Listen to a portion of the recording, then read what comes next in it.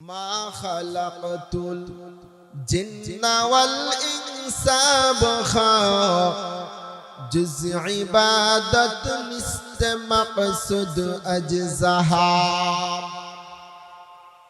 মহাগ্রন্থ আল কোরআনের বর্ণনা আমার আল্লাহ বলেন মরণ এবং হায়াতের সমন্বয়ে আমি আল্লাহ দুনিয়ার জমিনে বড় আদর করে মানুষ জাতিকে সৃষ্টি করেছি।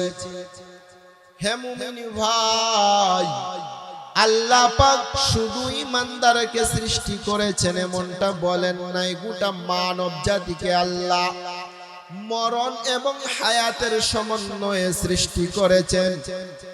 আল্লাযী খালাকাল মাউতা ওয়াল হায়াহ, মরণ এবং হায়াত উভয়টির সমন্বয়ে মানুষের আবির্ভাব।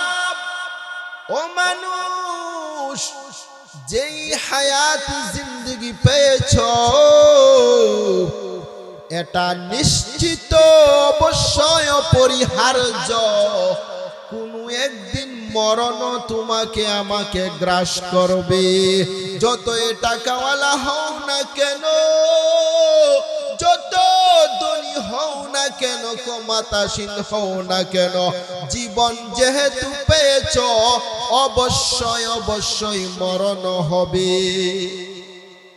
বাংলাদেশের তিনবারের প্রধানমন্ত্রী বেগম খালেদা জিয়ার ইন্তেকাল হয়ে গেল। কত ক্ষমতাধর একজন মন্ত্রী ছিলেন, সঙ্গে কিন্তু কিছুই যায় নাই। ছেলে কান্না করে, মেয়ে কান্না করে, ছেলের বউ কান্না করে, ছেলের মেয়েও কান্না করে, কিন্তু তাকে দেখো অন্ধকার কবরে যখন বেগম জিয়াকে রাখা হবে তিনি একাই থাকবে, সঙ্গে কেহ যাবে না। হে মুমিন ভাই, আমার আল্লাহ বলেন ও মানুষ, মরণ এবং হায়াতের সমন্বয়ে দুনিয়ার জমিনে তোমাকে পাঠিয়েছি। এমনিই পাঠাই না, একটা কারণ আছে। কারণ কি? পরের অংশে আল্লাহ বলেন লিয়াবলুয়াকুম আইয়ুকুম আহসানু আমালা। আল্লাহ বলেন আমি আল্লাহ দেখতে চাই আমার বান্দা এবং বান্দি হায়াত এবং মরণ উভয়টির সমন্বয়ে ছোট্ট একটা জীবন পাইয়া তাদের মধ্যে কে ভালো আমল করে। ভালো আমল আমি আল্লাহ আমার বান্দা এবং বান্দিকে পরীক্ষা করতে চাই। পরীক্ষার জন্যই আমি আল্লাহ মায়ার বান্দা এবং বান্দিকে পাঠাইলাম। লিয়াবলুয়াকুম আইয়ুকুম আহসানু আমালা, আমার বান্দা এবং বান্দির মধ্যে কে ভালো আমল করে আমি আল্লাহ পরীক্ষা করব। হে মুমিন, ভালো আমল যে আমল হবে শুধু আল্লাহর জন্য। মানুষ যত নেক আমল করবে, যত কাজ করবে, যত কিছু এই দুনিয়ায় আঞ্জাম দিবে, সব কিছুর পিছনে উদ্দেশ্য একটা, একমাত্র আমার আল্লাহকে খুশি করা। আমার আল্লাহকে খুশি করব। আল্লাহকে খুশি করতে গিয়ে কে আমার প্রতি রাগান্বিত হলো, কে আমার প্রতি গুসা হলো, কে বেজার হইল, আর কে আমাকে মোহাব্বতের চাদরে আবৃত করলো, এটা দেখার সময় ইমানদারের নাই। হে মুমিন ভাই, আমার আল্লাহ দুনিয়ার জমিনে মানুষ রূপে তোমাকে আমাকে পাঠিয়েছে, উদ্দেশ্য একটা, তোমার আমার মধ্যে কে আল্লাহর মোহাব্বতে আল্লাহর জন্য নেক আমল করে, আল্লাহর জন্য এই দুনিয়ায় আল্লাহর ইবাদত করে। আমল যদি অল্প হয় অসুবিধা নাই, যাই করো না কেন হতে হবে নির্ভেজাল শুধু আল্লাহর জন্য। মায়ার নবীও বলেন আমি নবী আমার হায়াতে জিন্দেগিতে যা কিছু করেছি করব সব হলো আল্লাহর জন্য। কুল ইন্না সালাতি ওয়া নুসুকি ওয়া মাহইয়ায়া ওয়া মামাতি লিল্লাহি রাব্বিল আলামিন। মায়ার নবী বলেন আমি নবীর হায়াত জীবন মরণ কুরবানি সালাত জিন্দেগিতে যা কিছু আছে সব কিছু হলো ওই আল্লাহর জন্য, যিনি আমাকে এবং গোটা পৃথিবীর সব কিছু সৃষ্টি করেছেন। ইমানদারেরা শুনে নাও, তোমার এই ছোট্ট জীবনে যত আমল হবে, যত কাজ হবে, যত বন্দেগী হবে, একমাত্র কেবলমাত্র শুধুমাত্র আমার আল্লাহর জন্যই হবে। মায়ার নবী বলেন আল্লাহর মহব্বতে আল্লাহর জন্য যদি কেউ নেক আমল করে, ইমানদারেরা শুনে নাও, নবীজির জবান মুবারকের বর্ণনা। মায়ার নবী বলেন আল্লাহর জন্য যে নেক আমল হয়, ওই আমল শুধুই পরকালে নাজাত দিবে তা না, দুনিয়ার জমিনে মুমিন বান্দা নেককার বান্দা যদি কোনো বিপদেও পড়ে, ওই আমলের বরকতে আমার আল্লাহ দুনিয়ার জমিনের বিপদ থেকে উদ্ধার করে দেন। সুবহানাল্লাহ। মায়ার নবী উদাহরণ মতো বর্ণনা করেন, মুসলিম শরীফের বর্ণনা, লম্বা হাদিস, লম্বা ঘটনা, নবীজি সাহাবায়ে কেরামকে বর্ণনা করে শুনিয়েছেন। মায়ার নবী বলেন তিন যুবক পাহাড়ি এলাকায় ভ্রমণ করতেছিল, হঠাৎ করে তুষার শুরু হয়ে যায়, বিশাল বজ্রধ্বনি, বজ্রপাত, বিশাল আকারে গ্রাম্য ভাষায় বলা হয় তুফান, বিশাল তুফানের আগমন। ওই যুবকগুলো তাদেরকে প্রাণে বাঁচানোর জন্য, তুষার থেকে নিজেদেরকে আত্মরক্ষার জন্য পাহাড়ি এলাকার একটি গুহায় আশ্রয় নেয়। মুমিন ভাই আমার শুনো, মুসলিম শরীফের বর্ণনা, তিন যুবক তুষার থেকে বাঁচার জন্য পাহাড়ি এলাকার গুহায় আশ্রয় নেয়। ওই গুহায় প্রবেশ করার পরে পাহাড় থেকে বিশাল বড় একটা পাথর গুহার মুখে এসে পড়ে যায়। গুহার মুখে এসে পড়ে তারা যে বের হবে পথটা বন্ধ হয়ে গেল।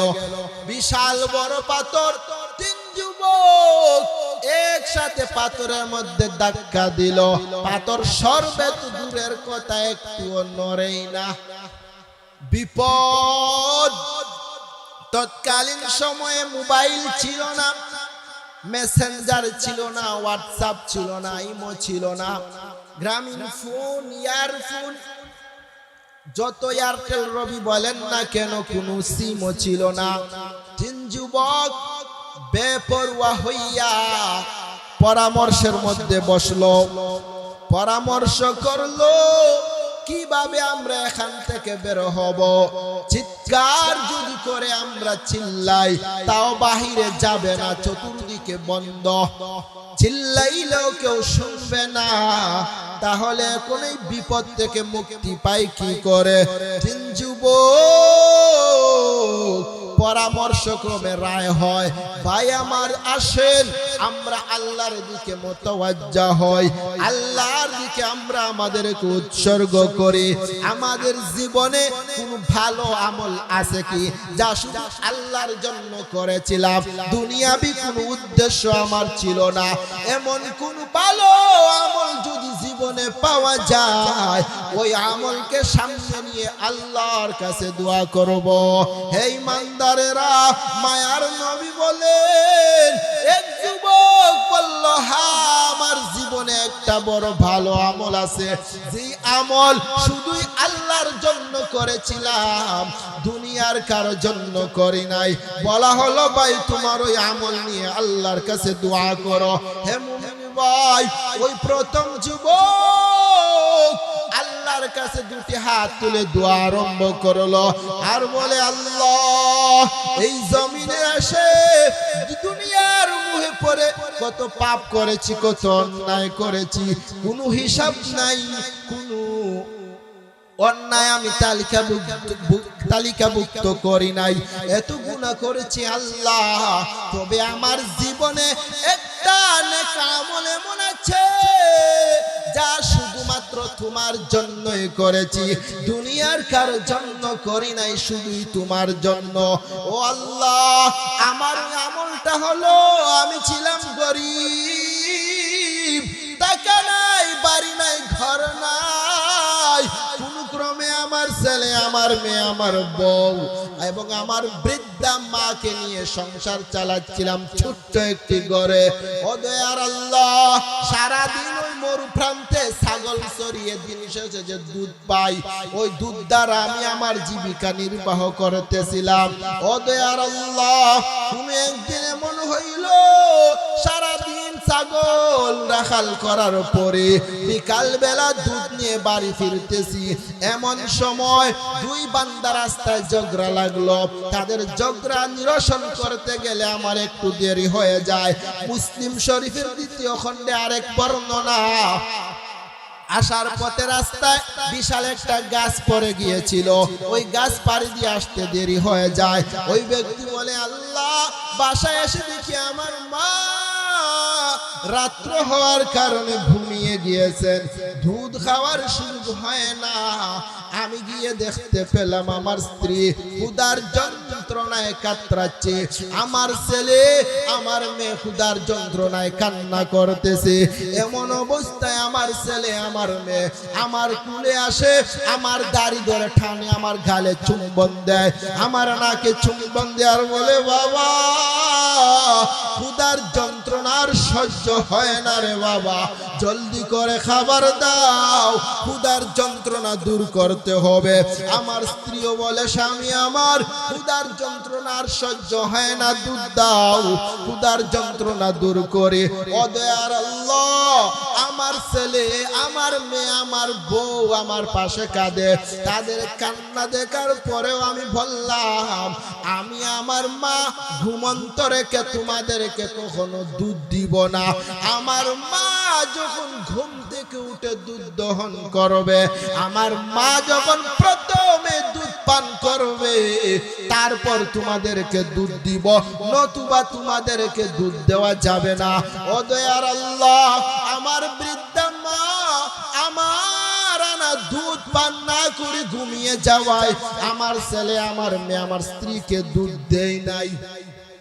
কত কান্না করেছিল, তারপরেও আমি নিষ্ঠুর বাবা, তাদের মুখে দুধ দেই নাই। কারণ কোরআনের মধ্যে মা বাবার কত ফাজাইল, কত ফজিলত বর্ণনা করা হয়েছে। আল্লাহ, আমি শুধু তোমার জন্য আমি আমার মাকে ভালোবাসি, আমার মাকে সম্মান করি, আমি তোমার মহব্বতে আমার মাকে খুশি রাখার জন্য তাদেরকে দুধ দেই নাই।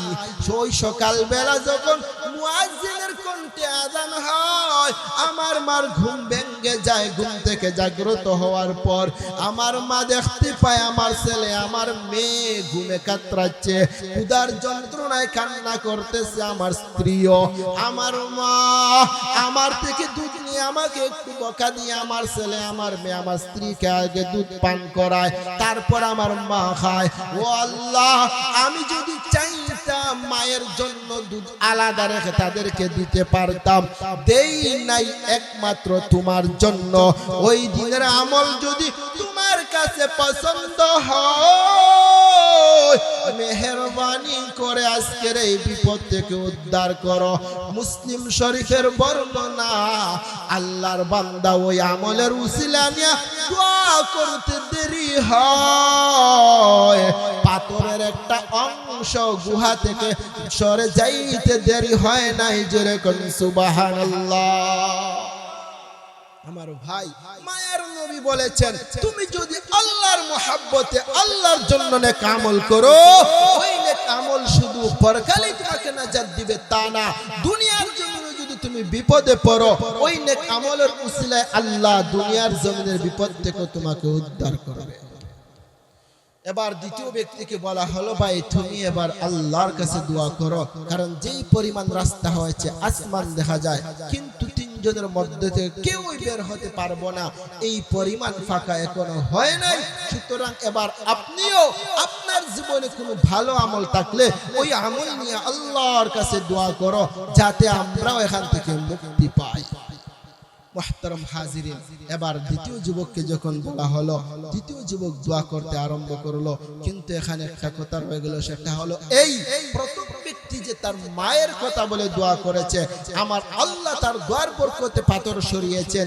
এখানে কিন্তু একটা কথা আছে, সেটা হলো এই আপনাদের হায়াতে জিন্দেগিতে যদি কখনো মা এবং বাবাকে পান তাদেরকে মূল্যায়ন করা চাই, কারণ মা বাবার চেয়ে অতুলনীয় সম্পদ পৃথিবীতে আর কিছুই হতে পারে না। আপনি ছেলে বলেন, মেয়ে বলেন, আপন যত বন্ধুই বলেন না কেন, কেউ আপনাকে স্বার্থ ছাড়া ভালোবাসে না। একমাত্র মা এবং বাবা আপনাকে স্বার্থহীন ভালোবাসে।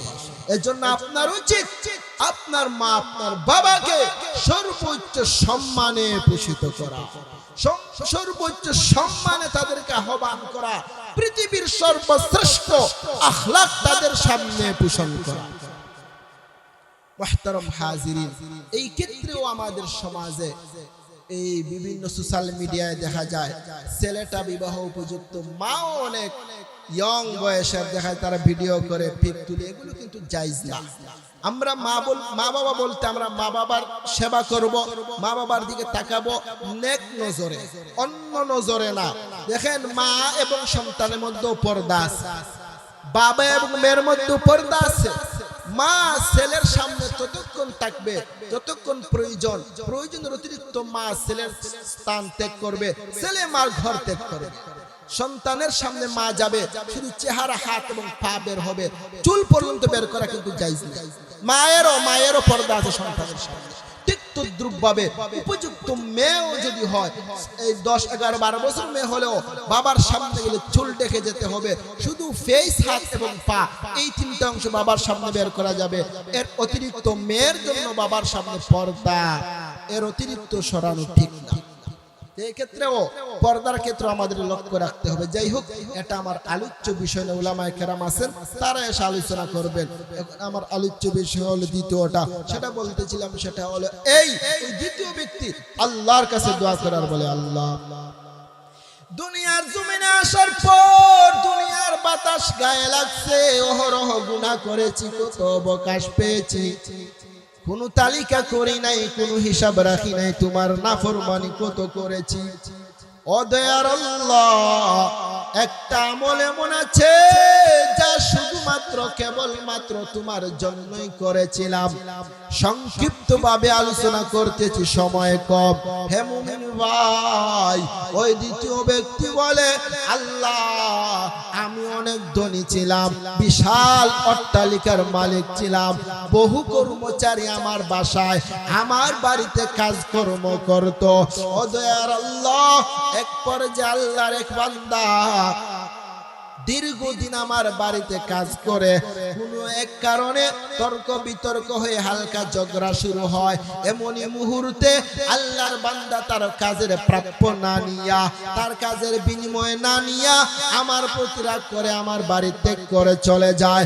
দীর্ঘ কয়েক বছর পর আল্লাহর ওই বান্দা কোনো এক কারণে আমার বাসার নিকটবর্তী হইয়া অতিক্রম করতেছিল, হঠাৎ করে আমার বাড়ি এসে বলো, ও বাড়িওয়ালা, দীর্ঘদিন আপনার বাড়ি আমি কাজ করেছিলাম, আমার প্রাপ্য টাকাগুলো আপনার কাছে রয়ে গেছে, আমার টাকাগুলো ফেরত দেন, আমি আমার টাকা নেওয়ার জন্য এসেছি।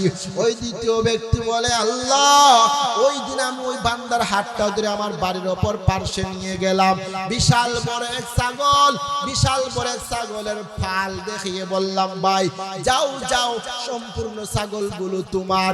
ওই আল্লাহর বান্দা বলো, বাড়িওয়ালা তুমি টাকাওয়ালা হতে পারো, ধনী হতে পারো, মস্কারি করার কোনো অবকাশ নাই, আমি আপনার কাছে অল্প কিছু টাকা পাই, ওই টাকাগুলো দিয়ে দেন, আমি বিদায় হই। আল্লাহর বান্দা বলে, ভাই শুনো, আমার কাছ থেকে তুমি চলে যাওয়ার পর তোমার টাকাগুলো আমি নষ্ট করি নাই, তোমার ওই টাকা দিয়া আমি একটা ছাগল কিনেছিলাম, ওই ছাগল বাচ্চা দিতে দিতে বিশাল বড় পাল হয়ে গিয়েছে, নাও নাও সম্পূর্ণ পালের মালিক তুমি নিয়ে যাও। ও দয়ার আল্লাহ, ওই বান্দা খুব খুশি হইয়া ছাগলের পাল নিয়ে আমার বাড়ি ত্যাগ করলো। ও দয়ার আল্লাহ, আমি যদি চাইতাম তার প্রাপ্য টাকা দিয়ে তাকে বিদায় করতে পারতাম, করি নাই, একমাত্র তোমার মহাব্বতে।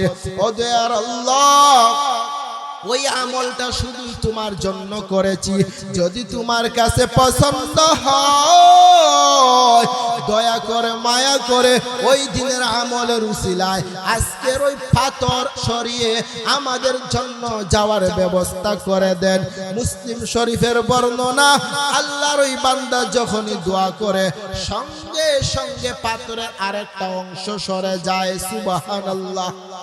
হে মুমিন ভাই, এইভাবে আরেক বান্দা তৃতীয় ব্যক্তি আল্লাহর কাছে দোয়া করলো, দোয়ার বরকতে ওই ব্যক্তিকে আমার আল্লাহ বিপদ থেকে, ওই ব্যক্তির দোয়ার বরকতে আমার আল্লাহ পাথরের আরেকটা অংশ সরিয়ে দিয়েছিলেন।